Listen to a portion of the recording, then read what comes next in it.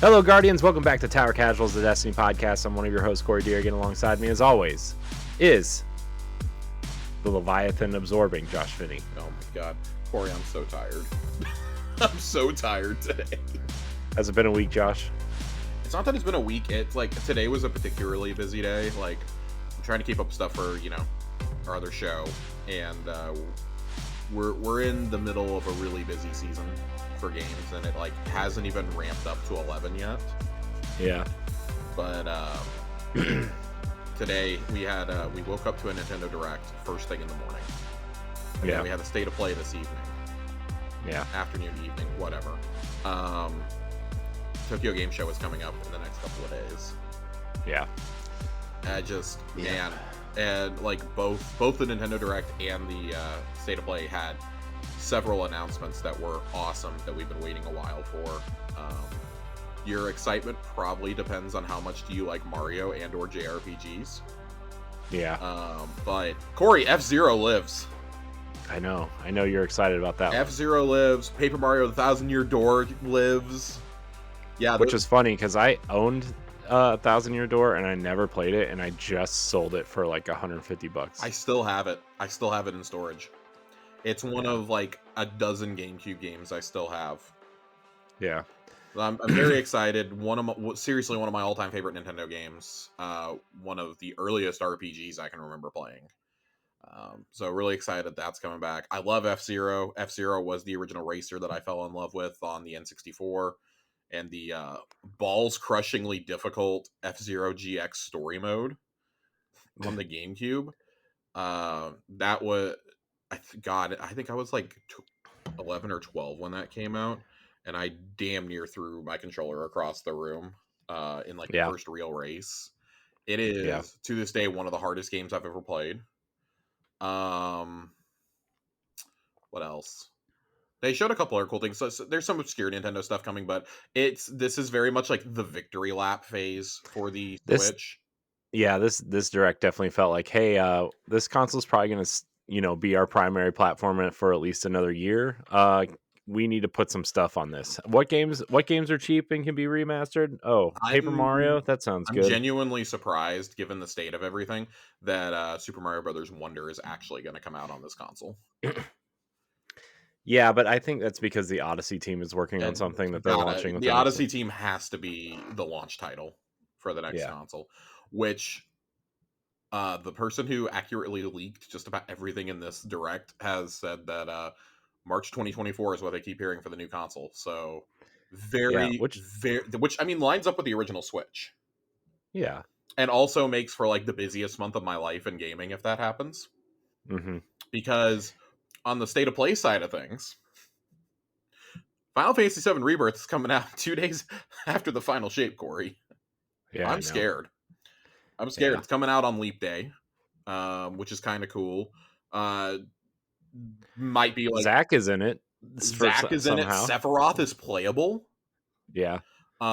Vincent Valentine was shown, and the game is going to end at that scene, Corey. It's going to end at that Final Fantasy scene. Yeah, I assume. Which is, you think they'll change it at all? Oh, I mean, this entire game is going to be completely different from anything that you remember in Final Fantasy VII, because I don't remember Final Fantasy VII because I played 2 hours of it. For anybody who has ever played, for anybody who's played Remake, we were like, God, how can you only release a quarter of the game, and then you get to the end of it and you understand why there was only a quarter of it.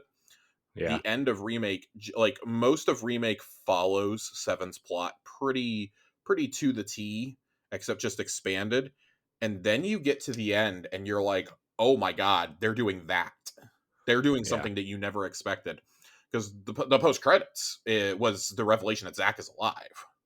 Mm-hmm. So some of us have been waiting since early 2020 to see where this is going to go. Yeah. I am absolutely over the moon that we're getting as big of a game as we are. They put out a statement today saying 100 plus hours of story content and exploration, and it is an open world that you can traverse. There's some mini games including Chocobo Racing. There's a game that is clearly taking the PS1 visuals. It looks like a fighting mini game that's taking those visuals, which looks really cool. Cloud rides a Segway at one point.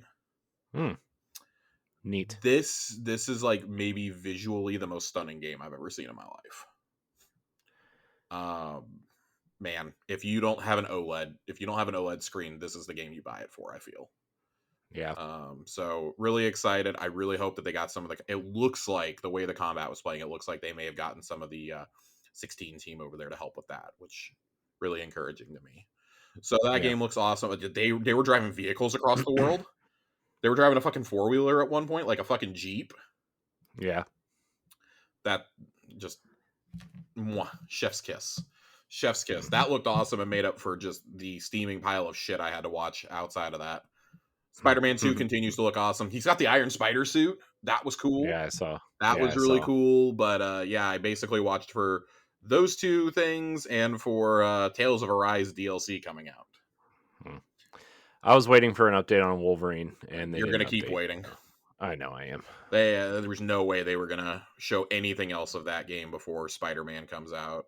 No, I know. I just Maybe summer showcase next year. yeah, I mean that game's like probably at least 2 years away. It's probably like holiday 25 if I had to guess. Yeah. But So, yeah, no, great day. My February is completely booked. Nobody released anything else in February. I've got Persona 3 Reload, Final Fantasy 7 Rebirth, and the Final Shape all coming out. yeah, it's Honestly, if we can just go ahead and like skip March at this point, that'd probably be better hmm, because yeah. two of those are gonna be all I play in March. Yeah. It's going to be a busy I don't know. I just feel like it's always busy at this point now. We're at the point in the not just in the console cycles, but like where everything that's been backed up because of like COVID and staffing issues is like finally coming out. Yeah. So yeah, we might get to breathe a little next summer, but I feel like it's going to be pretty nonstop until then. Yeah. I'm very excited for the Sora amiibo. Uh, man, I got my Tears of the Kingdom amiibos pre-ordered. I Yeah. got shirtless Ganondorf and Mm, Zelda on the way. Had to get them. mm. Did I you? will Are you getting the Xenoblade Chronicles ones? no. I don't Are really you care going to about get Sora? I will get Sora. I'll Yes. probably get Sora as well, knowing that's the final Smash amiibo. Yeah. Uh, I mean, there's definitely amiibo. I kind of stopped with the amiibo just because they were so short printed, and then they mhm. just became too expensive, and I'm just like, meh. I stopped because what I really cared about in the beginning was just the Zelda and a handful of the Smash Brothers ones, Hmm. and then like cut to a couple years later, and because it really felt like after Breath of the Wild they dropped off of them, Hmm. and then it's like, oh damn, you're gonna like sporadically put these out that I want, like oh the DLC characters are being made, and like well I really like Sephiroth, I need Sephiroth, uh I really like Banjo Kazooie, I need Banjo Kazooie, I got Joker. Hmm. I'm glad I got Joker Yeah. before he became worth like $200. Yeah. No. No female Byleth though. I was very. I was That kind of didn't upset. surprise me, honestly. Well, Um, they did player two versions of a ton of other well, characters they though. did those because those were supposed to be the final ones, and then they came out and announced Smash Ultimate like 2 years later. Because I have Oh. the player two versions of Cloud and Corrin. Hmm. So it was like, and I saw a bunch of people like commenting on it. And it's like, well, I understand why they did them there, but like, then you're gonna have everybody and their mother asking for alternate versions of characters, and I just think that was like Nintendo kind of regretted going down that path. I got the sense. Yeah. Well, I mean, they did it for a lot of the Splatoon characters too, which is funny because there's Smash Splatoon characters, and then there then there's Splatoon The characters. Splatoon ones were kind of weird that they went down that rabbit hole, and they do it Yeah. with like every set. I don't get that. But like in terms of the Smash ones, because that's the ones that like people fervently collect. Yeah. I think that they were just like, we kind of made a mistake here. Yeah. We kind of messed up. Plus, like, I mean, when the amiibo first started coming out, the Toys to Life game stuff was like in its you know heyday or whatever, and Yeah. then yeah, obviously they just fell off real quick, and Well, I mean, Amiibo damn near got run into the ground and run out of town because of the Animal Crossing ones. uh, yeah, How when they were like a overstocked dollar a those were. piece. Yeah. But like the physical ones, like that's why they shifted to the cards, and the cards was always a better move for that stuff. Yeah. And now like the Animal Crossing ones are worth a ton because of because Animal Crossing became huge on Just like out of nowhere. Yeah. yeah. I don't know. I saw plenty today that I was like, I will play these games, but if I don't get them right away, that's fine. Yeah, Like, I want to play Luigi's Mansion 2 since that was originally a DS release, so I've never played it. I was like, yeah. it really depends on when it comes out and what else I'm playing at the time. I think it comes out in March. I think Oh they're god, yeah, I'm not getting to it then. I thought it was, for some reason I thought it oh, was like summer. it's not. It is summer. Okay. You're right. There, what's coming out in March? I don't know. I don't know, Whatever. and I'm afraid to ask at this point. I know Yeah, the Trace Memory pack is supposed to come out in like February or March. It's like yeah, that's how Nintendo gets the money from me. Is like, let's release something obscure from his childhood that only he yeah, remembers and charge him $50 for it. yeah. That Princess Peach game comes out in March. Oh, I knew it was okay. one of Well, those. I feel okay with that. Looks cool, but I feel okay skipping that right away Yeah. just because My it's going to be daughter. so busy. Yeah, my daughter thought the trailer looked cool, but I think that's different. Like you got a kid who's at the perfect age for it. hmm So, like, I mean, my girlfriend's probably going to want to play it, so we may end up picking it up. But we're going to be playing Super Mario Wonder together, so yeah. we'll be playing that together as a couple. And I know she wants that, and she wants to get the Avatar game. She really liked the trailer this afternoon for that. Oh yeah, I But I was forgot like, that hey, game that's a was coming out. Ubisoft game. We're going to wait 3 weeks for it to go on sale. Yeah, I forgot that game was coming out. I keep forgetting, and they keep reminding me. So, Yeah. When does speaking of Ubisoft, when does that Star Wars game come out? sometime next year. I That game. heard it was targeting March, but I don't think they can release that in March. Yeah, I have probably like late April, early May is when they're gonna put it out. Like May 4th. Honestly, I could see May 4th being when they put that out. that'd be a great release date for that. Because they kind of have like that's a sweet spot for them. That's when they put out Jedi Survivor this year. They put out Lego Star Wars last year. hmm That would be a really good time frame for them to drop it. Yeah, And May 4th is a Saturday this year, so you could put it out on that Friday. yeah. Um, so curious to see what happens there. Um, yeah, man, it's a great time. There's like we always say, there's not enough time to consume all the good media, and that's just in games. Yeah. I haven't even started Ahsoka. Um, Oh my gosh, dude, I Ahsoka's probably awesome. won't. Oh man, it's Ahsoka is the awesome. I first love it. Star Wars thing I think I'm going to skip in like years. Oh man, it's really I good. don't like Ahsoka as a character. That Mm, I'm about to get a whole bunch of angry nerds in my mentions. I don't like Ahsoka as a character. I don't think that she's interesting at all. And I think that it's because like I came along at the exact wrong time. mhm. Where I already had like 5 years of Clone Wars shit ingrained into my brain, and then all that was just like wiped off the slate. And that was like largely better Clone Wars material, in my opinion.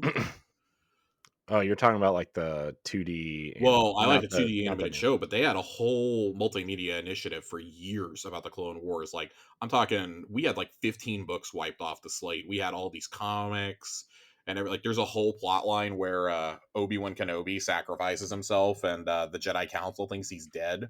So Anakin has to become the Padawan to somebody on the council, and it's like you get two dual narratives of like Anakin in training and like Obi-Wan fighting his way back. There was the whole Asajj Ventress story, like the tension between her and Anakin and Obi-Wan.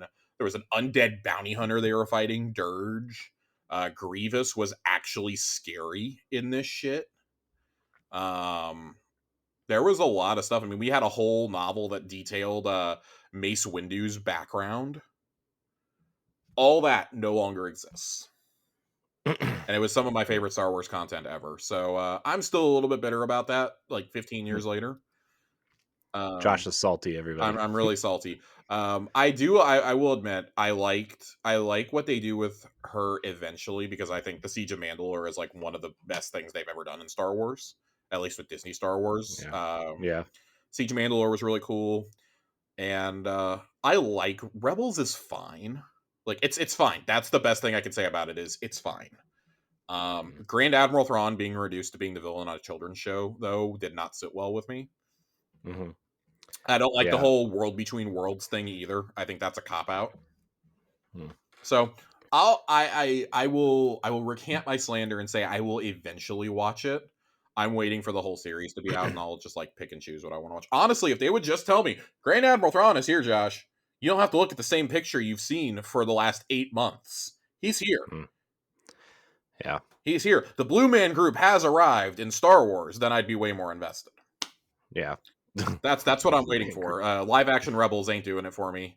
So I I'm didn't waiting. see. I didn't watch Rebels or Clone Wars, and That's wild. the thing the thing is like everybody was like, "Oh, you have to watch all these." I mean, the first episode, I figured it out. Everybody, I didn't watch either of those shows, and I figured it out. So No, it's not that deep. I'm like, these are children's cartoons, essentially.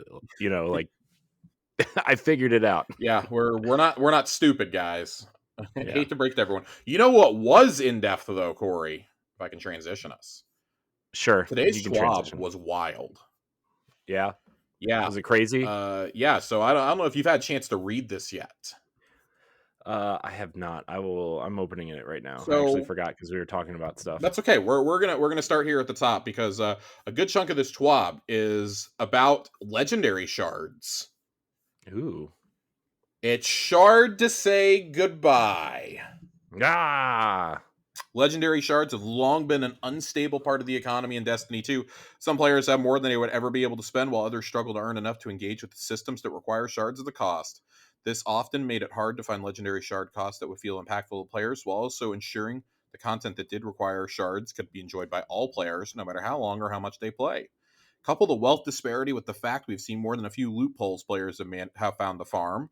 Our regards to Rahul and Evil Levante, and more recently to Ikora. We made the decision it's time to simplify the economy by removing this currency from the game. that's wild. I want to finish reading what they say, and then we're going to discuss. And they have already had to put out a statement on this on the Destiny 2 account.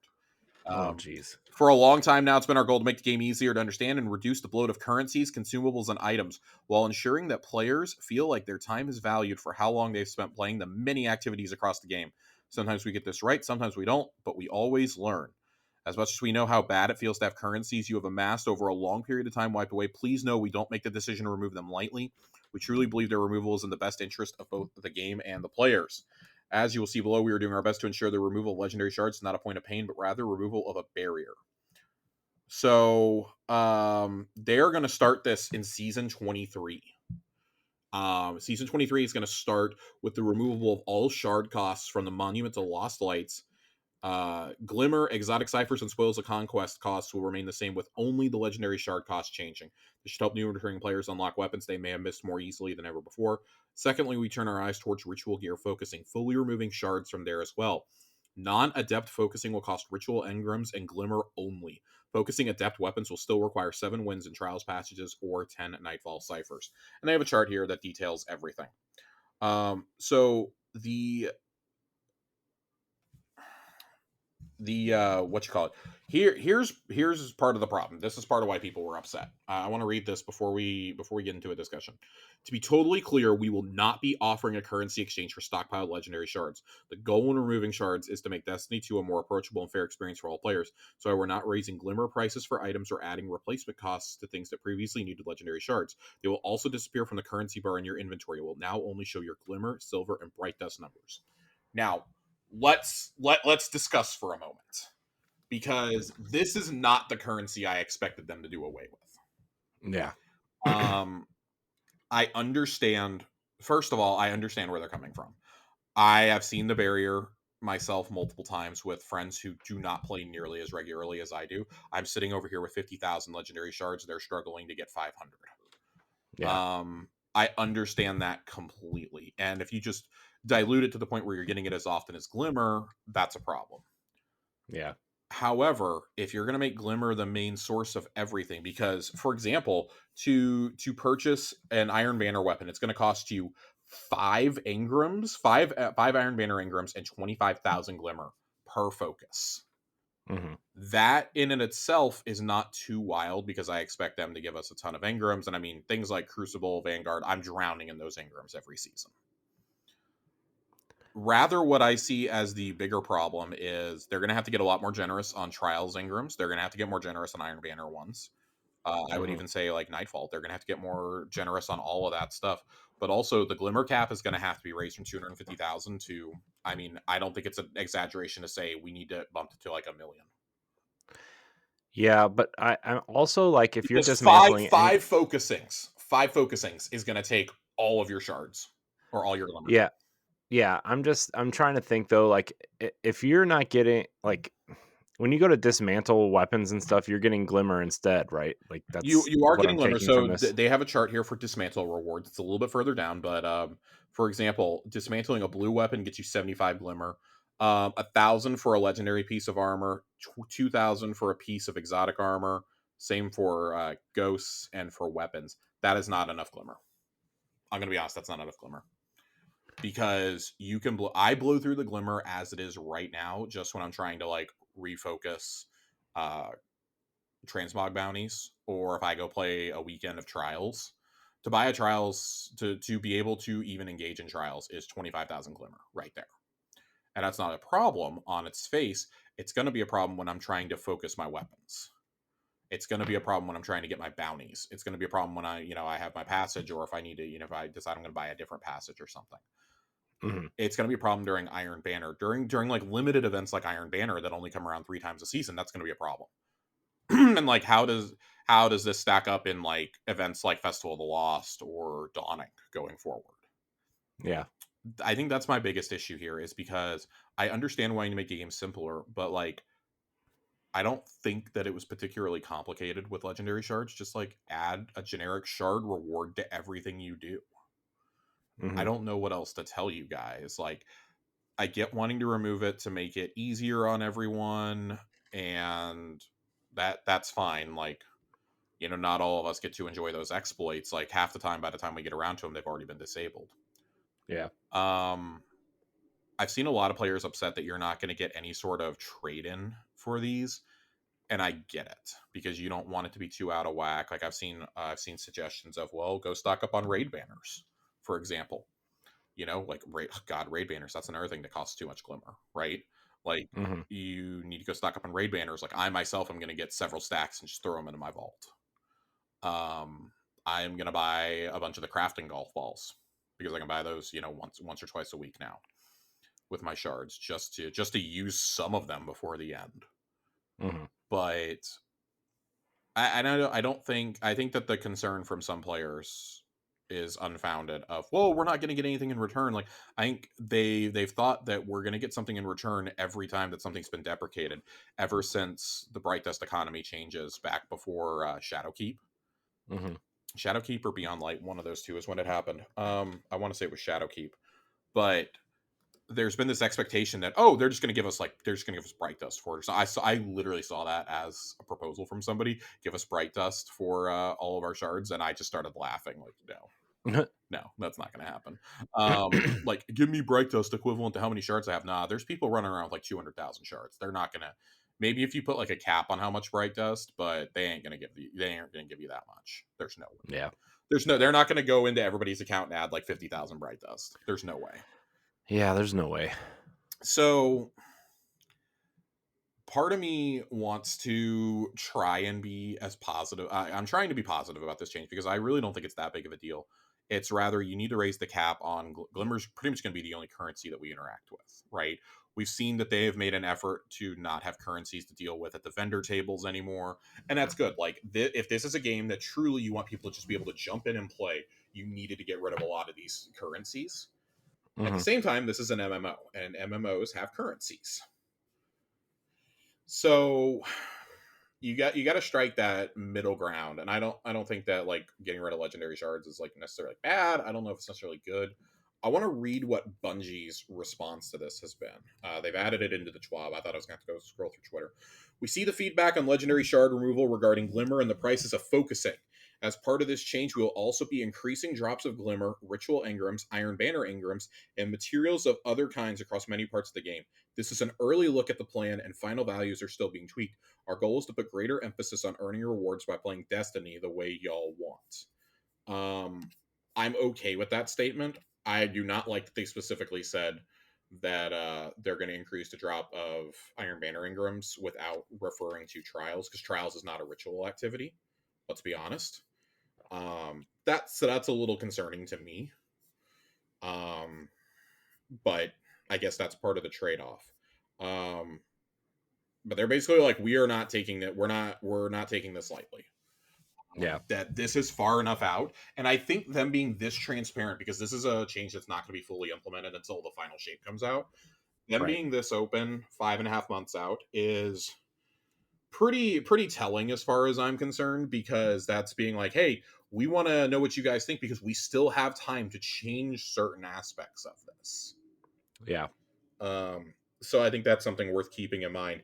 This is also causing a change at Zur, which is addressed farther down. I think I saw people citing and saying that this was actually addressed in the post show for the final shape reveal event, which none of us watched. We were too busy recording the reaction, but apparently they hinted in there. Joe Blackburn hinted that strange coins are going to be used at Zur again. Hmm. So we'll see how that one goes. Interesting.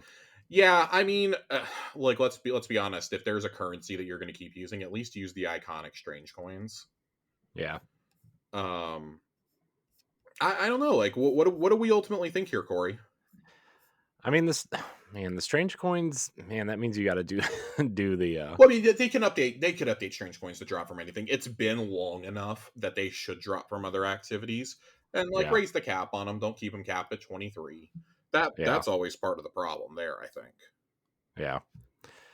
I mean, this man, it's so weird because they already simplified the economy to for the shards to use everything, right? Be used for everything instead of like the other currencies, right? So the fact that they're simplifying it even more, like I get it. I agree that the glimmer cap has to be raised, you know, Hmm. If but you're I going to be also charging think this much, you have to raise the glimmer cap. but I also think they to kind of circumvent this, they're going to drop more glimmer during any activity, and you'll get glimmer when you more glimmer when you open the chests at the end. Uh, I think they're going to provide more ways to get glimmer since they're taking away. Well, they did. I mean, they say that. I think my bigger issue is like I need them to raise that cap, and I need them to Yeah, confirm that now. yeah. I mean, I know they say it, but I mean, it's got to be by like a pretty significant amount. Um, Yeah, even I think if you would just come out and like address that, I think that most of the fan base concerns would be just reduced to panic for nothing, and that's like I'm trying not to freak out. This is 6 months away, mhm, but it's like for so long we've needed legendary shards for everything, and like Glimmer has very much been like this joke in the background until recently. I feel like the yeah, last couple of seasons they've been putting an emphasis on it again. And that's fine. I've noticed myself spending more and more glimmer. I don't know who these people are who are running out all the time, but if that's going to be the primary cost of focusing and you're going to bump the cost of focusing up across the board, then yeah, we need to be seeing a little bit more. You saying you're going to drop more engrams, that's fine. Most of them are held at the vendors now, but like I feel like we kind of need an increase on the amount of engrams you can hold. Maybe that can't be something that can be done until we leave the old systems behind. But yeah. I across the board, you got to increase the amount of shit we can hold. Yeah, I agree with that, but also if you're running out of glimmer, that tells me that you're not playing enough to even, do some of Or this you're stuff, focusing right? too much. You're focusing too many things because there is an exponential glimmer cost required to masterwork certain things. Yeah. So like if you're masterworking a bunch of exotics or you play across three classes, I can understand how you're running out. Um, like I personally don't play that way, so I think it's a little silly, but I can see how it's happening. Yeah. Just it shouldn't be happening that often. Like a couple times a season, I kind of get it, but it's just like when people were like, "Oh, I got to run the spider and trade things in." Like, why? Why? And then Yeah. I remember I play one class. I play one Yeah. class. I stick to the stuff that I like. The end. Yeah. You're right. So, all right. Well, man, what a thing to kick off this Yeah, 12 that's with. a man, that's such a it's so weird, man. Hmm. I don't know how I feel actually. Yeah, I think it's something that we kind of like need to sit on a little bit. All I know is seeing that it's going to require me. So, among the things that are good, new ritual weapons are going to require 1 engram, 0 glimmer to decrypt. Great change. Phenomenal change. Love it. Mhm. Yeah. Standard ritual pool weapons, 3 engrams, 5,000 glimmer. That's feeling a lot less good. Ritual pool armor, who cares about that? Well, you get it once and you're probably done. Legacy weapons, 5 Ingrams, 15,000 Glimmer. Feeling a lot less inviting there to newer players, by the way. Um, Uh, and then Iron Banner, Nightfall weapons, and Trials weapons, 5 Ingrams, 25k Glimmer apiece. hmm. That is I mean that absurd. I think maybe for something like Trials that makes sense, but for because it's Trials is usually like where the tryhards So the go, only right? the But only like trade off for I will make with Trials with you is, and we're going to talk about this change a little bit further down. They announced it on Twitter last week, so I don't know if we got a chance to talk about it ahead of time, but Trials weapons are now going to greatly increase dropping to the point where you're almost guaranteed one if you win a match in Trials. So that's the only way that I can rationalize, like, okay, I'm kind of okay with this taking 5 Ingrams and 25k Glimmer to do, but also it's it's a grind to get the rep there. If anything, I would argue that it needs to be less. Like Iron Banner rep is significantly easier to get than Trials rep. Like I can yeah. make the argument that Iron Banner rep should stay where it is, Hmm. or 5 Ingrams. Yeah. But at the same time, that's the pinnacle PvP you want everyone to play. I really think the highest cost should be across the board. Even if you increase the drop of Ingrams, it should be 3 Ingrams. Yeah. I think 3 is the most for these activities. I think it should go 1, 2. You should have categories to go 1, 2, and 3. If it is a new weapon for this season, 1 Ingram, little to no Glimmer cost in any activity, I think, with the exception of the Nightfall and I would say Trials weapons. But like Iron Banner, Crucible, Vanguard, and Gambit, 1 Ingram. 1 Ingram, no Glimmer. Yeah. There's no excuse that you can't make that more inviting. If you want people to come play PvP, that's how you're going to get people to play PvP, is they feel Yeah. they can earn it. And I know they specifically say we're going to get more Iron Banner Ingrams, but that's great. You need to bring Trials in either in line with that and give out a bunch more Ingrams, or you need to reduce the cost pretty drastically because even tryhards are going to get annoyed at that. Yeah. And like and I understand that like Trials doesn't have like the best loot anymore, but Yeah. it's wild that we're going to announce these changes in a season where we just got brand new armor also. Hmm. That's already like you're already trying to get that, and you're Yeah. random rolling your Ingrams to try and get that too. I would say that the thing for me is like I look at the Trials loot pool and I go, okay, so Igneous Hammer and Messenger are like two of the best weapons in the game right now for primaries. Like Yeah. you want those. The others, I don't think there's anything else that's like really like life changing, but there's always a try. Oh, excuse me, Immortal is still in there. Like there's always a weapon or two that people go nuts over, and they already have it in Trials to where you can't focus for the weapon unless you've earned it, unless you've unlocked it already. So it's already hard enough to get it into your loot pool. Some of us don't even get it in there in a single season. Some of us have to wait another season to get it. And I think that's part of the frustrating factor of it. So I don't know, just kind of like food for thought. Right into to the Discord. Maybe I'll put up a question thread this week. How do you guys feel about these changes? Yeah. Because I wanted there was some discussion going on in there today. I did not get a chance to read too much of it. I kind of threw my 2 cents out there, and that was it. Um, let's talk a little bit more Crota's End here, Corey.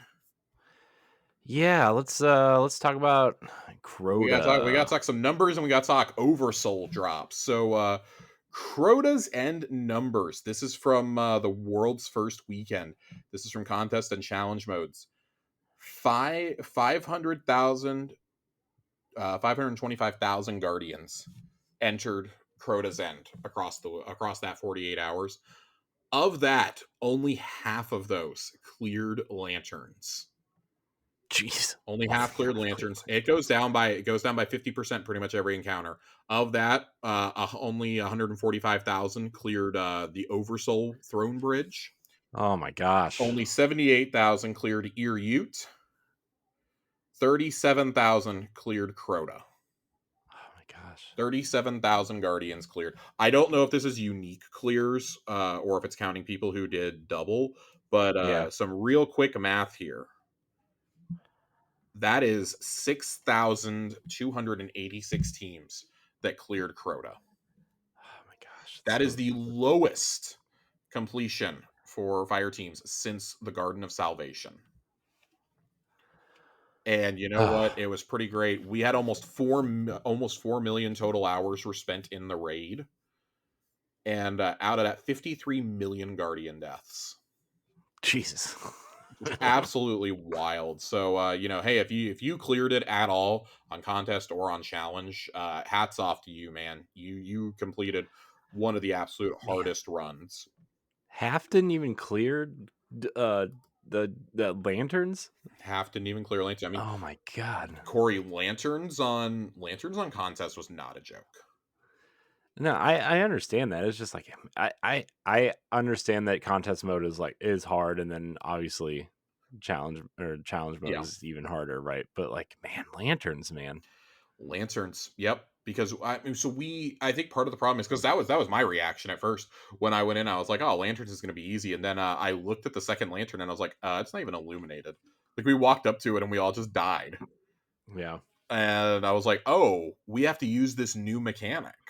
yeah, But you got the mechanic, you got the swing schwangs going back and forth, booping you into holes. They're basically they were a one hit kill essentially on contest. yeah, Um, the thrall were hitting hard on contest. And it's much more manageable off contest, obviously, but that's still, I would say that's arguably the encounter that still takes the longest because it's like an 8.5 minute thing. yeah, And it feels real bad when you get up that hill and then you die. yeah. It feels real bad when that's where your team starts falling apart.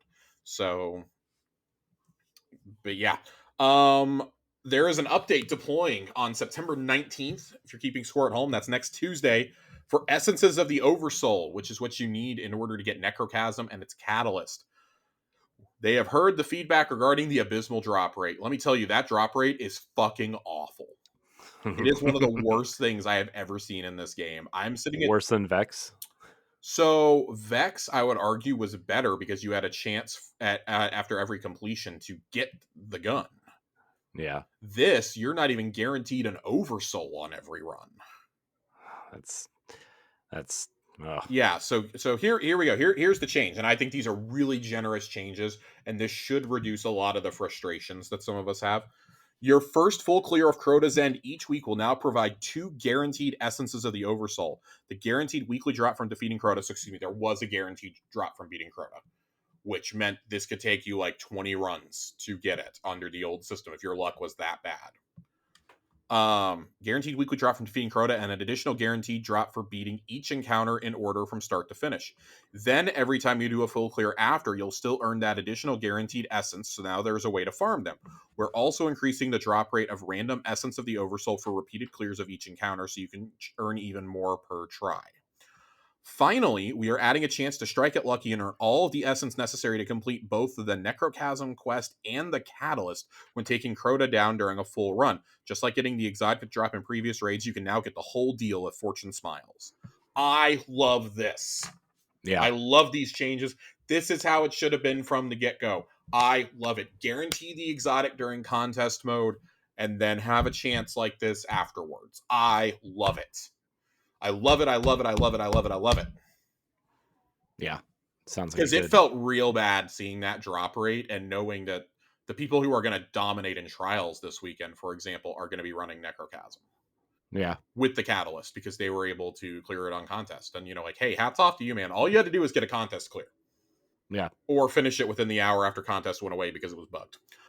That's all you had to do in order to get that and at least get the Catalyst quest to start it. Hmm. It feels really bad for the rest of us though, who are like, oh yeah, like I think Joe and I are sitting here. We've got like 4 or 5 clears, and we're sitting here with like 10 or 11 essences, maybe. Hmm. We're like, God damn, I'd just really like to get this done. Like we were getting lucky on our runs because we were getting oversouls most completions, most encounter completions we were getting them. But this also adds like now if people are like, hey man, we need someone to come sit in on Crota's End run, I'll go sit in on it. Just one because we can complete it in an hour. Yeah. But two, I can get Spoils of Conquest and I can get Oversouls. I have a chance to get it on any full Crota run. I have a chance to get the exotic with the Oversouls. Now, granted, once I get that, my farming of this raid is going to drop quite a bit. Hmm. I will Yeah. do my guaranteed run each week to get unique weapons and to have a chance at red borders, but that's going to be about it. Yeah. but this is still a really fun raid. I really enjoy it. I like that they're making this change now and they're not waiting until like the end of the season or something. They are deploying this within 2 weeks of the raid being out. Yeah. I love it. I love it. That's the change. These are the changes that we want to see. Yeah. These are good. And then on Tuesday, we are also getting Master Mode on Crota's End. Ooh. Yeah, Master Mode's going to drop on the 19th. Weekly challenge will rotate every week and ask you to complete a hidden objective each time to earn a second reward when you finish a given encounter. If you're looking for more essences to either unlock Necrochasm or its catalyst, or you just want a chance for more deep sight drops, it's a good way to improve your chances. So that's the weekly challenge is on any difficulty.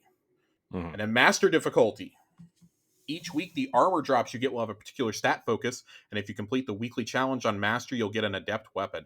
The Adept weapon you get is random, but drops work on a knockout system. You get a new one with each challenge you complete every week until you've unlocked them all.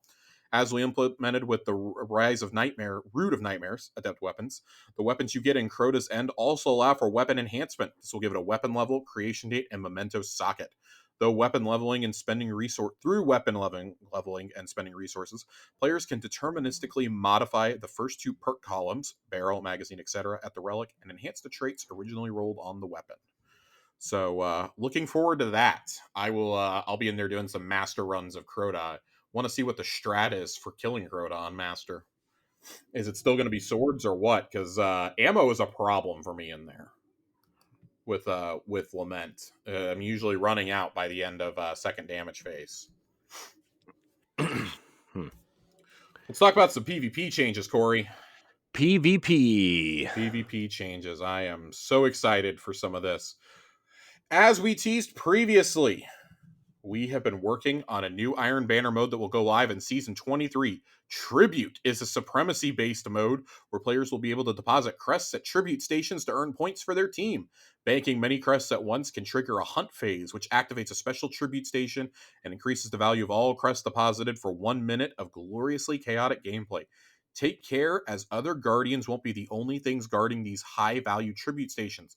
Keitel will be watching, Guardians, so let's show her what you're made of. And also in Season 23, we are getting Citadel, the Dreaming City map, back.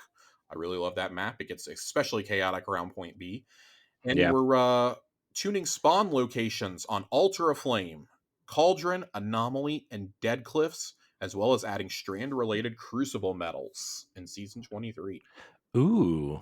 Yeah, I am here for it. So, oh Some of the boy. spawn points are pretty bad right now. I mean, the Dead Cliffs has had problems with its spawning since it got introduced to the game. They've tried before to fix that, and it's never stuck. So I'm Yeah. curious to see what they do. That and Cauldron is so small. I'm curious to see what happens with not Cauldron. Anomaly is so small. I'm curious to see what they do there. Um, I do like the note they have at the beginning of the PvP section though. The PvP strike team is collaborating with several teams already working on PvP, and we're happy to start sharing some of the details regarding the changes players can look forward to from these groups. Some of these changes have been in the works for some time, and others are hot off the press. We really appreciate everyone sharing their feedback last week, and we've gathered it all up to help inform the work we do in the future. Antea Swords was heavily mentioned, so we decided to expedite a change we had planned for next season. We'll address this hot topic later this season, but that's not all we have planned. So there are a number of sandbox changes coming. So coming later this season, Antaeus wards will now require full class ability energy to reflect incoming damage. Reflecting damage will deplete your class ability energy. The goal is to reduce the uptime of the exotic effect and also make it more difficult to stack with Juggernaut's shield. Thank fucking God. If you've played any sort of high-end PvP over the last season and a half, Antea Swords have just been a menace. These have always been good. It's just people forget they exist for super long periods of time. And then they remember and they build into them again. And it just becomes an already oppressive class becomes even better. So I'm glad. I think that's a pretty fair trade-off. It doesn't make them completely useless. Just know what you're getting yourself into if you use Antea Swords. Yeah. Young Ahamkara's Spine also is getting one. We are reducing its impact on grenade uptime by making it grant energy on final blows instead of damage. So now it doesn't matter if somebody gets damaged by your grenades, you have to actually kill them with the grenade, which is nice because solar grenade trip mines feel real bad to get spammed. Coming in Hmm. season 23, though, Increasing the recoil on SMGs to make it more of a costly trade-off to spec into range over stability. Sniper rifles. Body shot nerf is coming in the Crucible with more details to come later this season. And they're getting a damage buff in PvE, so this will be offset by that. I do like that Ooh. if we get something nerfed in PvP or PvE, they're trying to buff it in the other, it seems, Mhm. Yeah. instead of just doing it across the board. So I like that. Like, well, they're not going to be as useful in PvP. They're still going to be really good for a skilled sniper, but you can start using them in PvE for some damage again. Like, I may start busting one out once we get this change next season. Or RC. no, not Darcy. I might bust out a my Uzum or something and start using that on witches in the Death Singer encounter, for example, or use them to help take down sword bearers for the sword bearer challenge in Crota. Mhm. Fusion rifles, we are decreasing the kickstart damage bonus, and damage will also fall off harder at longer ranges. Great, they feel like fucking snipers at times. Airborne effectiveness, airborne accuracy of sniper rifles and slug shotties are going to be equivalent to pre airborne effectiveness Icarus at their base values. It's really a lot of Titan changes. Peregrine Greaves. These will now Yeah. only grant bonus shoulder charge damage after being airborne for a short bit. The goal of this change is to ensure Peregrine Greaves users are visibly airborne to other players in order to benefit from the exotic effect. In PvE, these will provide significantly more damage bonus and refund your melee charge when used against champs, tormentors, and mini bosses. Again, I think pretty fair trade off there. Yeah. And then Syntheseps. I had to talk to A1 Johnny about this one earlier. Syntheseps, we're removing the extra lunge range, but to compensate, we are adding improved weapon handling and reload speed when you're surrounded. We're also walking back some of the nerf to glaive melee damage as well. Yeah. So Syntheseps, going to be a lot of fun to use, I think. I think they're going to be fun at least. Yeah. I have a Um, pair of Masterwork, but I don't really use them all that much. Usually because I'm relegated to Bubble Titan, but that's fine. that's fair. That's fair. Checkmate is entering the Crucible Labs playlist on Tuesday. It is not a game mode, but is a modifier to game modes. During its 6 weeks in the lab, you'll have a chance to play all the Checkmate variations. Each variant will run for 2 weeks, starting with Checkmate Control, then Survival, and closing out with Rumble. With this modifier, players have a small bump in health, which adjusts the time to kill. This is largely to give players a little more time when dueling to make an extra decision or two. Because of this, Checkmate has been tuned for more strategic gameplay, and wherever necessary, certain weapons have been adjusted to maintain their iconic Destiny 2 action game feel. To further increase the importance of your decision making, we've reduced the passive regeneration times for grenades, melee, and class abilities by 50% and reduced the passive regeneration rate for supers by 40%. The biggest change in Checkmate, however, is you do not spawn with heavy ammo. You earn it by generating points from kills, assists, deaths, zone captures, and gathering heavy ammo. You will not lose points accumulated on death, and the special ammo you earn persists throughout lives and rounds. Additionally, you do not drop special ammo on death. The goal with Checkmate is to provide a game mode that encourages and rewards solid decision making and gunplay skills while still being the Destiny 2 you know today. Our internal playtests have been very positive, and we're excited for players to finally get a chance to play it. I am very, very excited to play this mode. Checkmate is something I've asked for a very long time. Not really SWAT necessarily, but a mode where abilities aren't as emphasized. Yeah. I really thought we were going to get that with momentum control, and momentum spirals very quickly Yeah. to the point where it's just like not fun at times. Yeah. This feels much more in line with what I wanted. But momentum is SWAT, but it's SWAT with abilities, which is just not fun.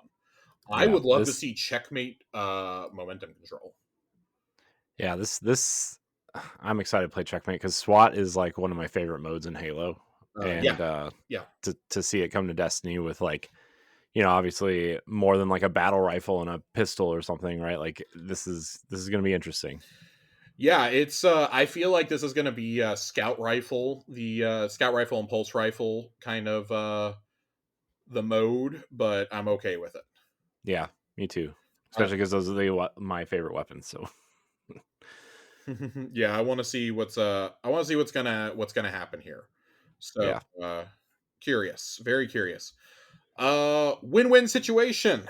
We just referenced this, but Trials of Osiris. Starting tomorrow, every match you win has a high chance of dropping one of the weapons currently available in the loot pool. These will be the regular non-adept version of these weapons, which include Igneous Hammer, Astral Horizon, the Cataphract GL3, the Messenger, Unexpected Resurgence, and the Immortal. And then this week, of course, Igneous Hammer is the Adept reward if you reach the Lighthouse. And it's got some perks such as Incandescent, Keep Away, and Fragile Focus. So, little curious, and it sounds like it's going to be on Jav 4 because, as scary as someone throwing 4 javelins in your face, some would say, Jav 4 is like the best map that I think they've made in Destiny 2. I love that map. Yeah, it's cool. There's a bunch of tessellation videos here. You guys can check those out if you want to. I personally haven't watched it yet. There is an update on the 48-hour challenge mode emblem for Crota. If you did not get it, that was pretty significantly bugged. They're basically having to build a solution for it. They already have verified who all did it, Mm-hmm. but it's still going to take a few more weeks. So if that pertains to you, it's there. And that's going to about do it for the TWAB. You see that Savathun cosplay at the bottom? I did see the Savathun cosplay at the bottom. That's pretty sick. It's wild. I saw one that I liked a bit better last year. The mask like lit up and like there was like a voice changer and everything in it. Yeah, I saw That that was one too. absolutely wild. Yeah, it was cool. I do have I have a topic I want to bring up that I want to bring to the table. So we are no strangers to criticizing the Eververse here at Tower Casuals. And this week, something that's been seen as a little controversial happened. Cosmetics from Season of the Worthless were brought back. I saw that and I got really excited, but they're not the ones that I wanted. Um, I mean, they brought back the armor. They brought back all the exotic rewards. Basically, I don't know what else you're missing from that season. You want stuff from Dawn. You want the Saint 14 armor. Yeah, am I mixing those up? Maybe Yes. Worthy was Seraph Towers. It was the season that came out I am. after Oh, Dawn. right. Ew, yeah. Mm. The pricing on this has been completely egregious to say the least. People are freaking out that to buy absolutely everything, so to buy all 3 sets of armor, to buy the emotes, the finisher, the ships, etc., it is going to run you about 9,800 silver to get all of this, and they're freaking out. Well, some of the same people freaking out are the ones who, first off, were begging for this stuff to be put back in for purchase, but also like to toot the horn that the season pass is not worth it. I said in the Discord I was going to have a pretty controversial take on this, and my takes are as follows: one, you don't have to have absolutely everything. You are not Mhm. entitled to have absolutely everything. You do not need absolutely everything. Eververse pricing is a whole nother conversation because I do think the pricing is absurd. But this is stuff that you had the ability to earn in a $10 season pass. I don't feel particularly bad. Like if you weren't playing at the time, boo hoo. Yeah. I don't really know what to tell you. Boo hoo. Again, you don't need absolutely everything that's ever come out in the history of the game. I do think that this would have gone over a lot better if they would have given some bright dust options on these. But I also do think that since this was stuff that you could earn in the past, it should probably be cheaper in the Eververse. Yeah. I'm not going to say like by half or anything. I mean that's what I think No, but like, should so the cost. armor is 1,500, maybe 1,000, right? Or Maybe 1,000. Yeah, I think if you reduce, I mean, I guess if you reduce the cost by like half to reflect it, but I think that I personally think that should be the cost of everything in Eververse to begin with. If you reduced it by like everything by a couple hundred silver, you yeah. know. My take is more of I don't know that I'm necessarily upset about the pricing. I think the pricing it's rough, but and I'm speaking from a point of somebody who has finished every season pass that they've had. Yeah. Um, some seasons have been rougher than others. I don't agree with the calls of, well, I had the season pass and I just didn't finish it. I should get a discount. Like, no, you had the chance to play it. You actually had Hmm. to play it and you chose not to. That's on you. Yeah. That is Yeah. 100% on you. Yeah. If you chose to dip then and you're coming back now and saying, well, I paid for it, boo hoo, boo hoo. No other game other than Halo Infinite does Hmm. that. I do think that when the season pass, and I, on the value of the season pass, because again, some of the same people I've seen screaming about this also wanted this stuff to come back, and also say the season pass isn't worth it to begin with, you get effectively $100 worth of cosmetics in those season passes Yeah. because you get the armor ornaments for all three, you get the basic armor for all three, you get a finisher every single season. You get an exotic ornament, you get an exotic emote, you usually get a ship or a ghost, sometimes both. There's a sparrow that's usually thrown in there. There's a couple special shaders. Like the value as far as cosmetics is there, in my opinion. Yeah. You're No, I getting that. agree. You're getting 10,000. You're getting about 10,000 bright dust in the past, which we've debated and probably should be increased a little bit. I don't think that we need to go to giving silver away in it Hmm. because this isn't Fortnite. Yeah. You are also getting on top of that, you are getting story content. You are getting access to the story content. You're getting access to those modes. You're getting access to the storylines. You're getting access to the weapon suite for the season. Like you are getting a lot for your money. You are getting a Yes. very big bang for your buck. That being said, I really, really, really wish and I don't want to be one of those people like, oh, Bungie would print money here, but I do think they would gain a lot of goodwill and they would probably see an uptick in people buying them if you could finish your season pass whenever. Yeah. And with us eliminating so many of these currencies that we don't need, I do think there's an opportunity there that maybe post final shape we could start getting those back. And I mean, the only way that any of this is going to happen is if people are very vocal about this. Yeah. But you can be vocal in a respectful way too, and not vocal as in, "Oh, you motherfucker, I'm going to kill you for charging me all this money." Um, because I do think that there's a right way and a wrong way to do this, and I do think this is the wrong way. But at the same time, y'all asked for this. Yeah. Y'all literally asked for this. This is the monkey's paw curling. You knew what was going to happen before it even happened. So I guess my controversial take is like I get the complaints, but y'all asked for this. Y'all asked for this. If you were playing and you just chose not to play during that season because you weren't interested or whatever, that's on you. That's not on Bungie to accommodate you because you were bored. Yeah. Why should they have to cater to you? Also, it's been like 3 years. Like you had the opportunity. You had the opportunity 3 years ago to go earn the stuff in the season pass. You chose not to, and that's on you. I don't really feel too bad. I've never really felt bad because I mean this is at least an update on their stance from when they introduced season passes of you're never going to be able to earn this stuff ever again. Right. So be happy that that's also not part of their stance anymore. But I think like to make this a little bit easier, you could have put some of the stuff up for Bright Dust. You could reduce the cost and should reduce the cost of this stuff.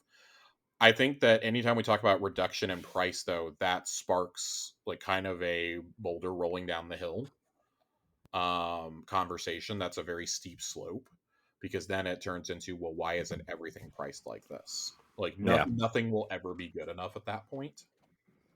Um, I don't know. Like again, this could be like Fortnite where that stuff's purely cosmetic and never comes back, which is absurd. Yeah. You know, and I get like licensing and things like that for some of these third party characters they use, but the point remains, I still think it's silly. Yeah. So I don't know, Corey. You got any thoughts on this? Because I know my take is fairly different. My response is essentially like boohoo, Yeah. I mean, that's kind of my kind of thing get too, over right? it. Yeah. I mean, that's kind of my thing too, right? Is like you, you had your chance if especially if you bought the season, right? You had your chance to get it. This is I mean, the armor is selling at a normal armor price, right?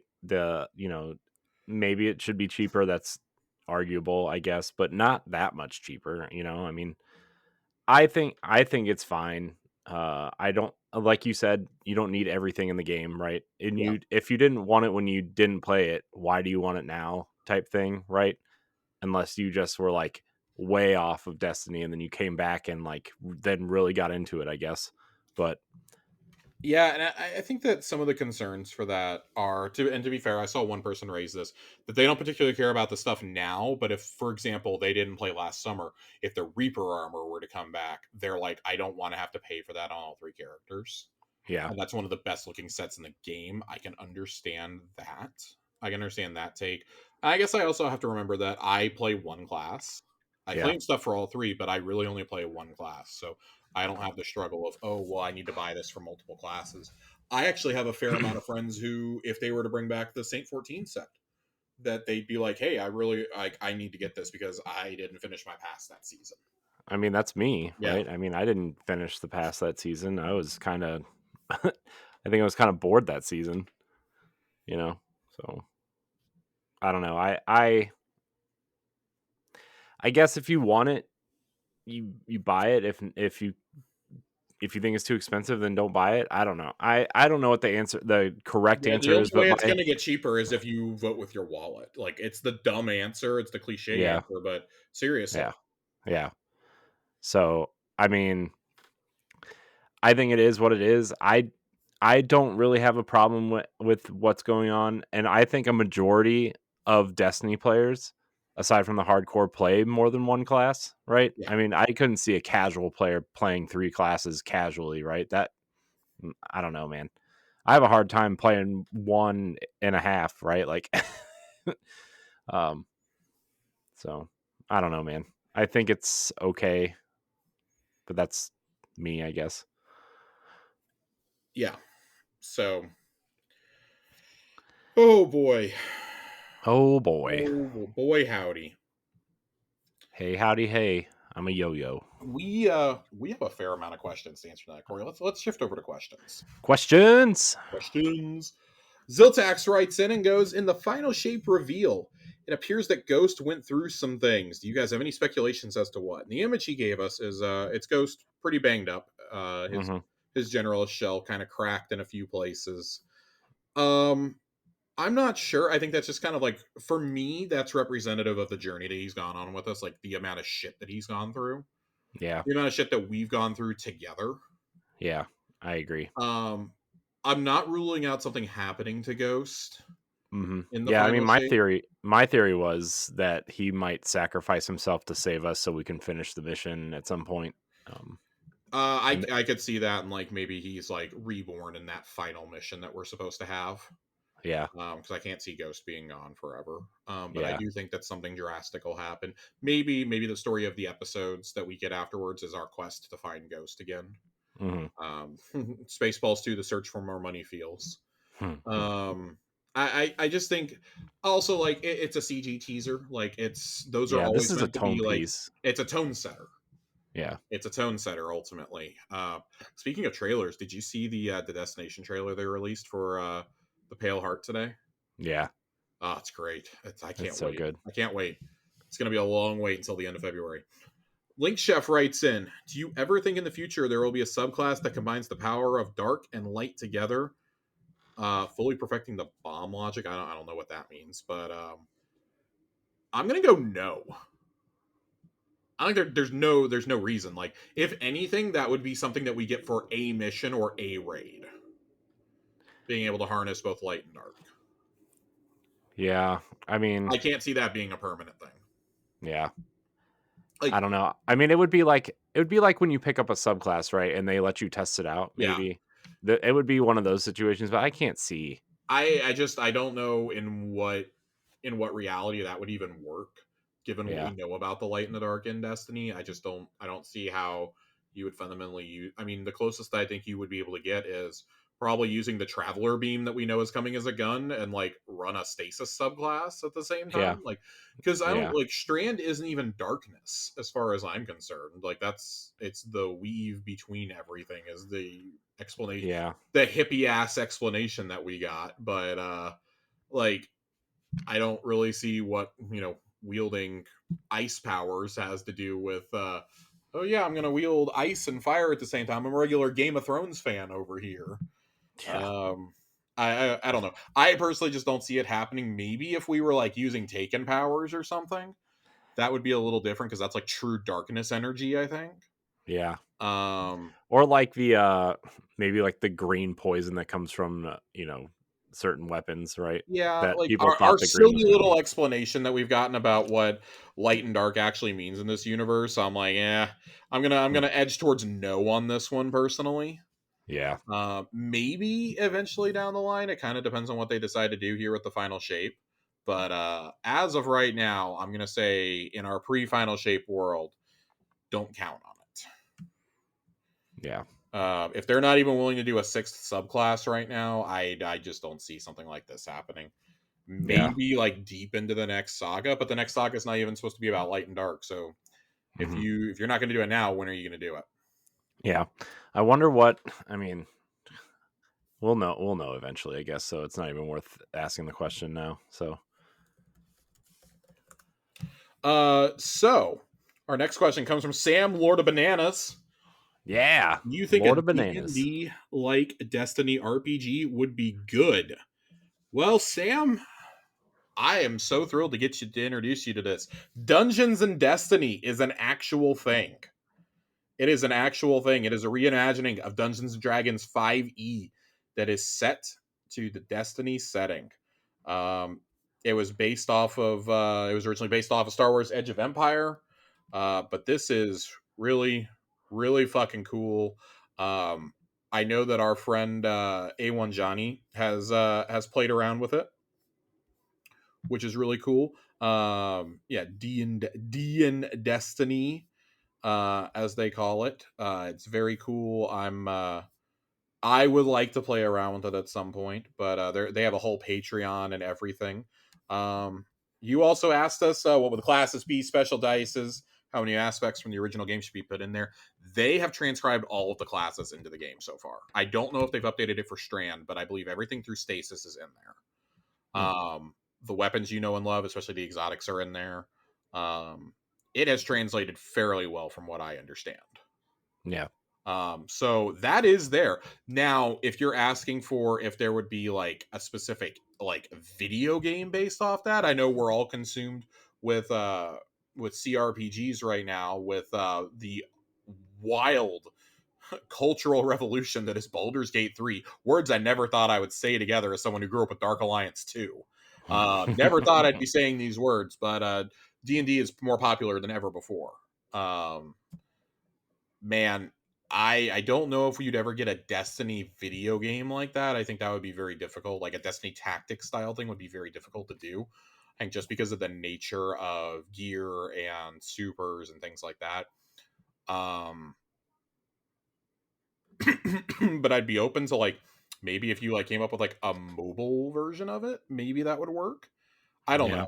Yeah. I'm not actually sure, but yeah, check that out. If that see if that that it tickles your pickle. I don't know. Whoa. Yeah, Who's tickling pickles? tickle those pickles. Um, Ronnie's tickling pickles. I don't know why I just said that. I definitely don't know what I meant to say there, but it's not tickle your pickle. Oh God. Jiggly Panda comes in with two different questions. First, what is one thing you didn't like in Crota that you would change? Um, in regards to Crota stuff, there is a whole Crota pod that I'd encourage you guys to go listen to. It posted on Monday. Um, you guys can find that. Joe and I talked about some things that we did and didn't like on it. Overall, we're really positive that we ranked it as the reprised Crota's End is the fourth best raid in Destiny as far as we're concerned. So there's not a lot of negatives that we have there, but we do have a few things that we addressed in it. Yeah. Uh, It's I mean, yeah, it just sounds like Crota, just the overhaul they gave the raid is just top tier. it's So outstanding. Second, what is one person from both the Destiny team and the Destiny content creator you would want to interview? Um, hmm, I mean, from the Destiny team, I personally have always wanted to sit down and I wanted to pick Luke Smith's mind personally. yeah, Um, and I know that he's not like he is still a part of the Destiny team, but he's also not. He's not part of the day to day team anymore. He's like a franchise director. I've always yeah, wanted to sit down and I wanted to talk to him about like his journey through creation, like from being a writer at EGM to coming and doing the weekly podcast with Bungie and being a community manager to designing the raids to then becoming the game director and eventually franchise director. I've always wanted to like kind of pick his mind on like how that almost 20-year journey has evolved. yeah, But also like I would want to like get a little personal with it. Like what was it like experiencing the highs of the Taken King versus the lows of like D2 Vanilla and Curse of Osiris? Like what is like the dichotomy between those two? yeah. And Uh, like even I mean, I know at this point he was probably moving on, but like when they were released from Activision, from the Activision deal, how their mindsets changed, maybe that would be an interesting Yeah, how did discussion. the franchise mindset change there? There's several things I'd really like to ask him. On a more practical note, I'd love to talk to Kevin Yanes one day about. I know he's not part of the Destiny team anymore. Just like kind of talk about the philosophy behind designing some of these sandbox changes and some of these weapons. Yeah, Sit down with some of the chief weapon designers that we've had over the years, and like how on earth do you even come up with an idea for something like Outbreak Prime? yeah, How do you come up with that? Because like as we got further into Destiny 1, we got kind of wackier guns, and then Destiny 2 they just kind of like blew the lid off, and it even took yeah, us a couple years to get there. But like you go into Forsaken and you have something like Malfeasance that shoots Taken Essence essentially. Like yeah, how do you come up with that? And then like 6 months later you come out with Lumina, you know, which is like pretty much the exact opposite of it. Like how do you come up with things like that? How did the idea for Jotun come around? yeah, Like, I want to know who is fully responsible for Jotun. Who came up with the idea for Divinity? Like, there are so many weapons that I'd like to just figure out who is responsible for this shit, so I know where to appropriately place the blame in the future. Um, as far as a content creator, I mean, there's a number of them that I'd love to sit down with one day. I'm not big on content creators interviewing other content creators personally. yeah, Um, I don't know. I would like to sit down with like a PvP minded player, I think, more than anything, and like just kind of pick their brain on it as a part of the game that I'm not like as knowledgeable in as I'd like to be. I'd also someday I'd love to sit down with like I don't think there are creators. I think there's like one or two out there, but like sit down with a Gambit main, like that's predominantly what they play in Destiny, and just ask why. Like just I want to know like who hurts you, who yeah, hurts you to where that's the main thing you play in Destiny, but I think the generic answer would be like I'd love to sit down and talk to Fallout one of these days. Um, I'd like to sit down to I don't know, kind of pick his brain a little bit on sandboxes and on weapon changes, and maybe talk with people like True Vanguard about the state of PvP. Um, Datto is of course the top bucket list. Like I would love to talk to Datto, just like about rating. I'd love to talk yeah, to him about like endgame PVE and like I guess like what could be done, what needs to be done in terms of challenges. I mean, he's made dozens of videos on the subject at this point.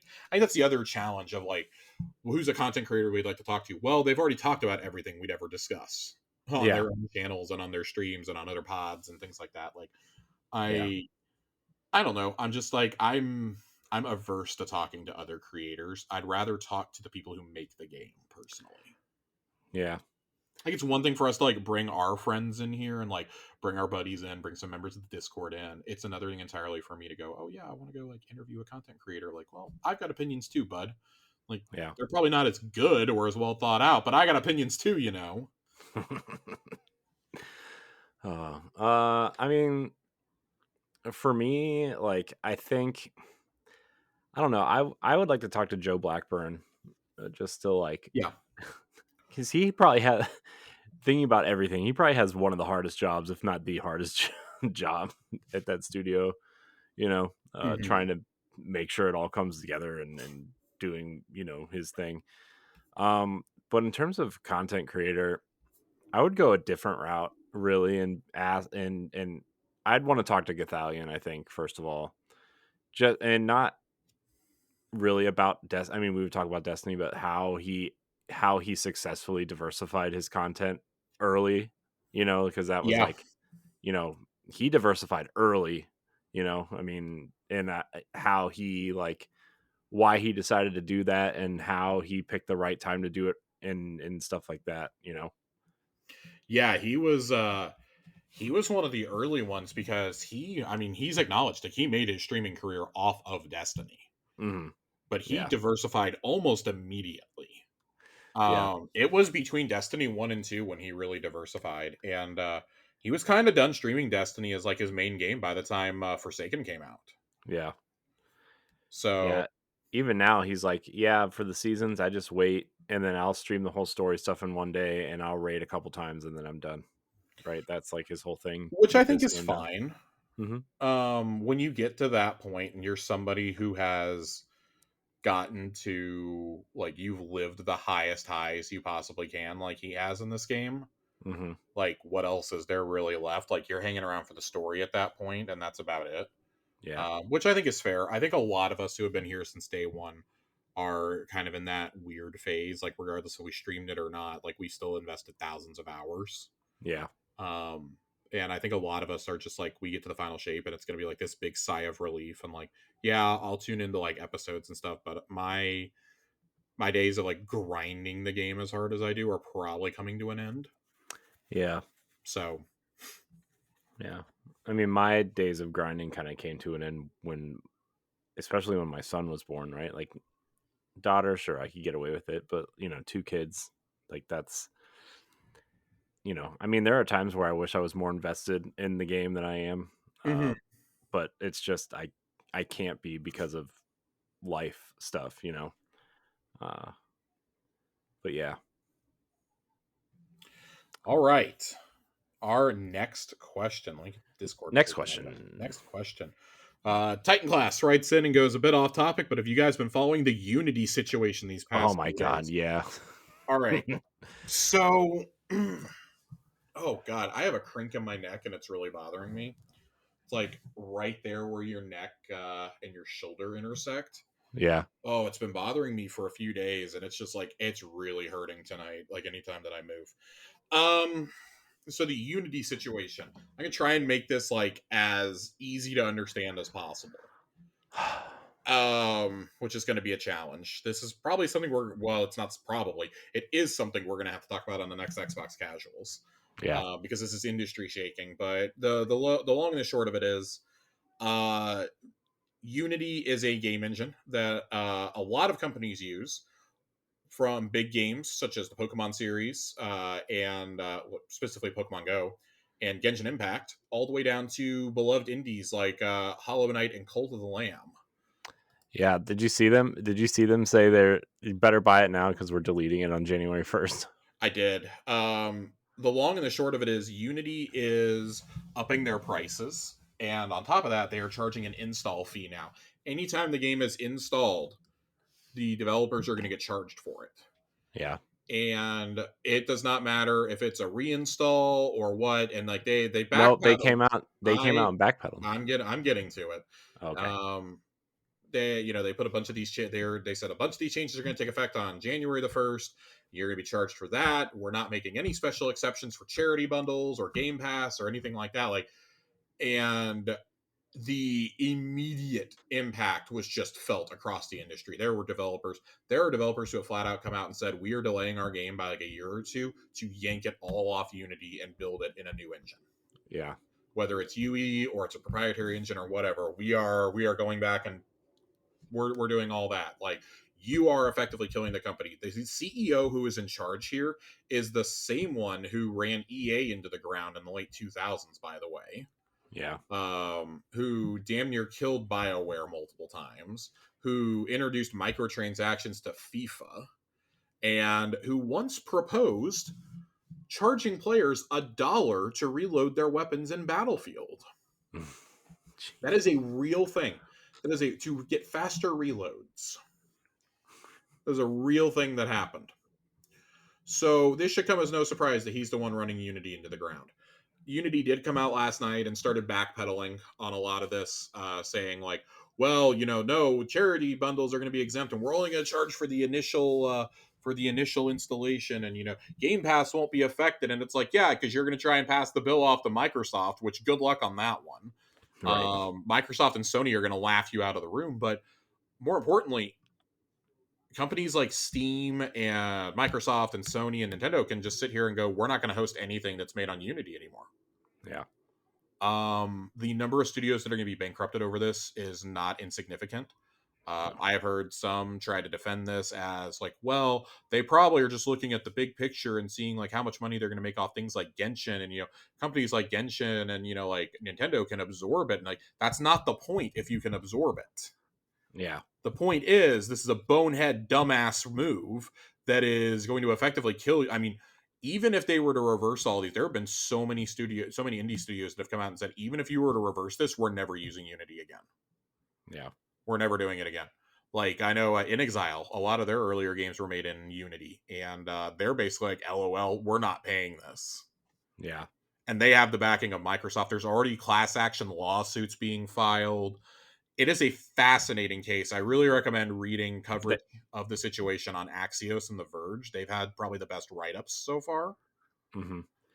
Um, we were kind of talking about this at work too, and they removed their terms of service off of GitHub, Yep. And I mean, which is Unity is used for beyond just gaming too. yeah, Unity is used in like web development. yeah, So good luck. You could have, and people were pointing out, you could effectively bankrupt a company by installing, uninstalling, installing, uninstalling, like getting just hmm thousands of people to do that. You could effectively bankrupt a company overnight. And I don't know if you guys know what review bombing is, but this would be another way to totally kill a Oh company. God, yeah, yeah. Pay for it the one time and then just spam it. Yeah, And there's no prediction. And then they said that they aren't going to release the numbers on it because it's algorithmic and like it's their estimate on how much they need to charge. They don't even have a scientific way to prove how much you need to be charged. yeah. That is just bonkers shit. I can't believe that anybody thought this was going to go over well. I feel really bad for their PR and comms and customer Oh service God, teams yeah. because they had to actually shut down the offices today because a death threat, a credible death threat, was issued against top executives in the company. Yeah. So, which Yeah. should not be surprising to anyone who has followed the gaming industry for the last 10 years. Yeah. That's not surprising even in the least. Yeah. And this like I don't know if this guy's been sleeping under a rock, but like Unity has already been trying to compete with something like Unreal, right? Yeah, Because and Unreal made all those changes to benefit developers, right? Like, and this is like the complete opposite way. Like, what are you this is the doing, best man? marketing that Unreal Engine 5 has ever gotten. Yeah. Oh my gosh. It's like, what are you doing, man? It's ridiculous. It's not great. It's not great. Yeah. Um, Hail Hydra writes in. Feels weird to be losing legendary shards. Almost as weird as when we lost strange coins. Would you welcome a strange coin type currency coming back? They are coming back. Joe has all but confirmed it. hmm Also, spooky season is coming. Favorite scary movie? Corey, do you like scary movies? No, no. Corey doesn't The, like scary movies. I feel the like we had last this. I feel like we get this question every year. look, the last two scary movies I watched were the first Saw movie Ew. and the first Texas Chainsaw Massacre remake with Oof. Jessica Biel in it. Oof. So, I'm not particularly a huge scary movie fan either. Personally, I do like the occasional ones. I'm partial to the Halloween movies. mm, I really like Halloween 1 and 2, and I like the modern ones. Aren't horrible. They're not great, but they're not horrible. yeah, The last two Scream movies have been okay. Just like throwing them on for like background noise has been kind of okay. yeah, I'm not a horror guy though. You're not gonna catch me dead watching an Ari Aster film. Um, nope, Not watching the next Exorcist. I mm-mm, don't like any of that stuff. That's just not interesting to me. Like I guess like sci-fi horror might be like the way to go. Like I love the Alien movies, mm-hmm, but that's about it. I'm not a huge horror fan. Never have been, never will be. yeah. Favorite haunted house. Oh God, you couldn't pay me to go to a haunted house. The Haunted Mansion. The haunted mansion is the closest I fucking get. You could not pay me to go to a haunted house. I will start swinging. I don't like people. I don't like people getting up in my face or like touching me. Yeah, I have never liked people in masks. I have like actually a like really severe phobia of people that like I know are like under like a like humanoid type mask and it like I can't see them. Like something like fucking Mickey Mouse is different, but for you to be in like Halloween costumes always creeped me out as a kid, especially yeah, because like that was when Ghostface was popular, right? And like yeah, that mask always freaked me out as a kid, mm-hmm, and like still kind of does. yeah, I have like actually really big problems like when it comes to Halloween time. Not that I don't mm, like Halloween as a holiday. I don't like masks and costumes and stuff. It freaks me out. I see the videos of like Halloween horror nights and it just bugs the crap out of me. yeah, You could not pay me to go to any of this shit. right, There is not enough money in the world to get me to go to one of these things. yeah, People have been trying to get me to a haunted house for 15 years. It's never going to happen. mm-mm, Ever. Ever, ever, no, ever, ever, ever, ever, ever, ever. It's never going to mm-mm, happen. nope. Ever. Ever. Tiger Jesus writes in with our final question of the night. If you guys got to stream Destiny with Joe Blackburn, what activities are y'all doing? Joe's going to carry me to the lighthouse, baby. Yeah. Joe's taking me to the lighthouse. I want people just to quit out because they see that Joe Garoth is in there. Yeah. That's it. Yep. We're doing Yep. trials. We're Hope doing his trials. backpack is big Yeah, because he's carrying. Joe's carrying me. Corey and I are playing separately just to make sure that we get there. We're bringing another PvP sweat with us. Yeah. Oh, yeah. I just want to Oh, go to the lighthouse once, man. oh boy. In like Yeah. 8 years. One time in 8 years. Yeah, I am. Whoo! It's gonna be rough. It's gonna be Yeah. rough. I am not jazzed about this. So, well, Corey, what do you Well, say we Josh, what do you say we take a quick detour for a short lore corner tonight before we get out of here? short corner. Short corner. This is the malediction. Ooh. I understand that getting through the portal is important, Crow began. It's more than important, Osiris interrupted. It's our best chance to prevent the final shape, however the witness conceives of it. Beyond that, it's a chance to study paracausality at a level we've never had access to before. I get it, Crow interjected. The hunter was overseeing the unloading of Spider's ship in the Elixni Quarter. House light workers ferried crates into warehouses on ingenious Elixni-made trolleys. Normally such a task would be outside of Crow's purview, but Spider couldn't be trusted to stick to his manifest, so here he was. Osiris stood back and watched the bustle with detachment. I've heard all the reasons, Crow continued. They all make sense. It's just... He paused, trying to find a delicate way of broaching the subject. Savathun, Osiris provided, his voice tinged with foreboding. Yeah, Crow replied. He shook his head in dismay. We worked so hard to put her away, and after everything we went through, what you went through, we're just gonna bring her back? Under his mask, Osiris's lips pressed into a thin, tense line. In truth, the situation pained him greatly, but he would not allow his gnawing doubt to infect the young hunter. When he spoke, his voice came out as smooth and measured as always. Guardians sacrifice more than their lives in defense of humanity, more than their friends or their ghosts. We've sacrificed our peace of mind. In many ways, it's our greatest loss, Osiris said, imagining Saint's concern. But it's the price we pay for the knowledge we bear, for the power we wield. I know, Crow sighed, recalling Amanda's empty spot in the hangar. I know. Nothing too big brain today. Confirmation that Spider's still hanging out in the Elixni Quarter.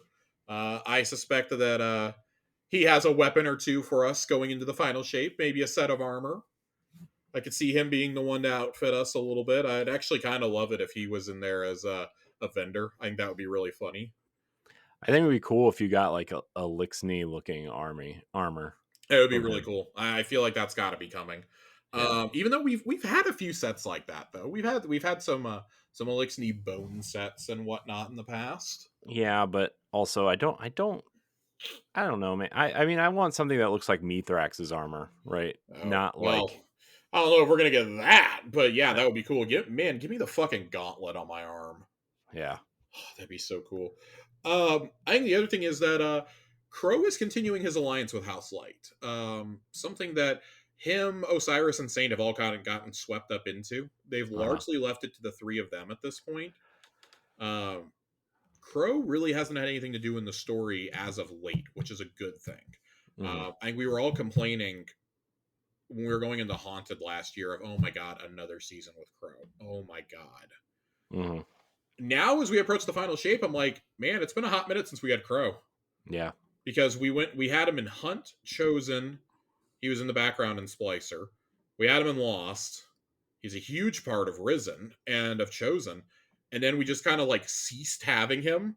We just had him as like a lore character. That's probably good. We had so much emphasis on him. I'm still sticking to my, and this really helps to solidify my thinking that I think that Osiris and Saint are going to leave. If our Guardian leaves after this saga, that they're going with him. Yeah. And that I think Crow probably stays behind as the new speaker. It's one of those things that just makes sense. Mhm. So yeah, I mean you can see the shadow that Savathun still holds over the city. It's been a year and a half, and like her specter still looms so large. Like everybody's kind of divided on if we should be attempting to bring her back or not. like this is a mistake. Why are we doing this? Why are we gonna resurrect her? You know, why are we going along with her rituals and everything else? Right. So there's a number of things here that I think are a little frustrating from a storytelling perspective. We are running out of time to tell these stories, right? We've got 3 weeks of story left in this season. Yeah, this week was really cool. You know, we saw Sloane and Asa brought back into the storyline. The implication is there that Eris may like take Asha's power like by force, Hmm. to grow fat with strength, as one deposed Callus would say. Um, but I think that just adds a new layer to this. Like everybody has their own reasons for not wanting Savathun back. Like we think so much about what she did to Osiris that we forget what she put Crow through. Also, Yeah. you know, we forget what Crow went through, what Mara went through. You know, because of Savathun, and it kind of tells me that Crow's part in this story isn't over. And I got to think that something happens this season to bring him back into the fold as we approach the final shape. Like next season probably has to be all the allies coming together. It's got to be right. I mean, It's got to be kind of the inverse of what it was when we approached Beyond Light, where we did the Exodus missions. This, I think, has got to be us bringing everyone back together, like pulling everyone yeah. in. We're calling up everyone on the bench is being called up. We may even give Shax a new voice line. Who knows? Ooh. We may get a little crazy here. Yeah. But it really does feel like this is go time. Like we've determined the fate of Sloane and Asher. You know what became of them. You know, is Vance still out there? Maybe. You know, we get the implication that we're not quite sure if he was still alive the last time we saw him. Yeah. And then, well, Devram's been brought back into the story, obviously. Yeah. So we're calling everybody up off the board? Are we gonna? Is Varix gonna finally leave that fucking closet on Europa? You know, or Yeah. not? I would assume that he's not going to, because he pretty staunchly refuses to recognize Mithrax as the leader. Yeah. You know, like even Spider is willing to bow down essentially, but it feels like Varix is still very much no. Like we forget, Varix followed Aramis until Aramis started fucking around with the darkness. Yeah. Like Varix very much believed that he was supposed to be the Kel of Kells, which is funny to think about. But It's hilarious. you got to think that next season is going to be kind of wrapping up several different plot lines. You know, we've still got Aramis kicking around out there, and I got to think Aramis is going to be resolved before the final shape. Got to think that's happening. Yeah. Got to think that we've got something else to do with Marasov at some point. Petra hasn't been seen in a hot minute. Where's Petra at? You know, I think we got to resolve some things there. There's the curse of the Dreaming City. Is that ever going to get broken? Like, if it doesn't break with Zivo Wrath being defeated this season, is it ever going to break? Right. There's the question of bringing everybody together, obviously, and then kind of what's going to be the fate of our vanguard. What's going to be the fate of our allies in the city. What's Drifter's ultimate role? I think Drifter is kind of like not the trump card, but he's kind of the wild card here for us, right? Hmm. Like he said, Gambit was to prepare us for the darkness, and let me tell you, Gambit's kind of falling on some hard times here. Yeah. So is he going to unleash like a Taken army? How cool would it be if you had a mission in the final shape where he just deploys the Taken army to fight with you? And like That'd be you're cool. fighting like a ton of tormentors, and like the Taken ogres are just charging them. Yeah. God, the things we could do if we weren't held back by 2011 technology. Hmm. Yes. Shout out to our Discord member, Cade's Ace in the Hole. Cade was messaging me yesterday, being like, "Hey, I've heard you guys say how bad the Xbox Series S is," and I was like, "No, no, no, we like the Series S. We don't like the One S." Yeah. And he was like, "Oh, okay. Well, I'm glad I messaged you, because I almost bought the One S. Oh I God. I had one for I could get one for like $100." I was like, "No, you want the Series S?" And may message you today saying, "Hey, I was able to get one for a little under $200." So yeah, Nice. uh, Nice. the Series S is a great little device to be able to play this, especially if you're just going to hook it up in the office solely to play something like Destiny. It's great. Yeah. Uh, I mean, it's the yeah, Destiny runs great on it, but it's like the Game Pass Fortnite Minecraft box for kids too, right? I mean, all those everything oh yeah, runs. pretty decent, especially first party games or teams that kind of put more effort into optimizing. So, Yeah, big fan. I like it. So yeah. yeah, I played a decent amount of I said this on Xbox Casuals. I played a decent amount of Starfield on it, and it Hmm. ran really well. So Yeah. I played Starfield on Series S too. So well, Corey, why don't you get us on out of here? yeah, It's been a long day. It's been a long night. it's been a long week, man. It's been a long week. I am looking forward to the weekend personally. Yeah, it's gonna be nice. But anyways, I want to thank everybody for watching and or listening to this episode of Tower Casuals, the Destiny podcast. Subscribe to the YouTube channel, leave a rating on Apple Podcasts or Spotify or whatever you listen to us on. Josh, thank you for your time tonight as always. Where can we find you? Of course.